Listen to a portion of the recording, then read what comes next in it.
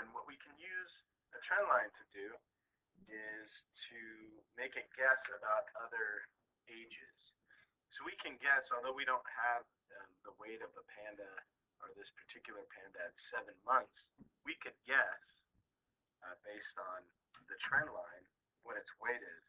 Um, you can use, when you guess about something in between two values that you know, it's called interpolation. And so I could interpolate that at 7 months, the weight will be about, at 7 months, I could guess that the weight's going to be about 30 pounds, right about here. You can also use a trend line to extrapolate a guess as to what its weight would be maybe later on. And so maybe in 14 months, I might guess that its weight is somewhere up here around 62 pounds, something like that. So if you're making a guess or an estimate based on the trend line in between 2 points, it's called interpolation, and outside the points would be extrapolation. So anything up here would be an extrapolation, anything in here would be interpolation. So now if we wanted to come up with the equation of the trend line, we just need to find 2 points. And now that I think about it, its weight at an age of 0 probably wouldn't be 0. So this would probably move over here slightly.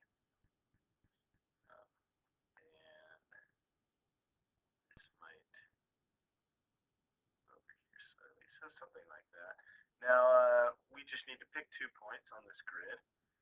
They don't have to be exact, but I'm trying to find points where they intersect the grid lines, so maybe something like right here would be a good point. And then, so that would be, what, 8, 35.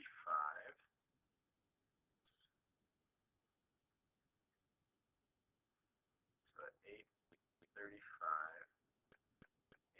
And another point down here, maybe 2, 7.5. Looks pretty good.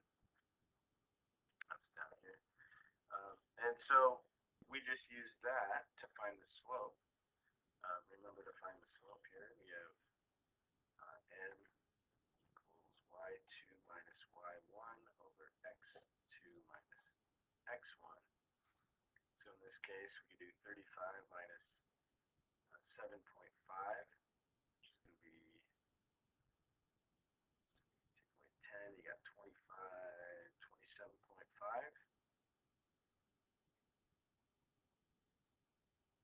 over 8 minus 2, which is 6. So here we have the slope. Here we could reduce that, I'm sure. So 14. We could probably figure out a decimal for that, or we could just have it at 275 over 60 and reduce that by 5. Let's see, 2045 over 12. So now that we have our slope, we need to put that into our slope-intercept form, y equals mx plus b, and pick the point we're going to use as substitute. I would go with the 835 since that is not a decimal compared to the other one, being that the 8 is my x, 35 is my y. Once you substitute that into the equation, solve for b, and then you have your trend line equation.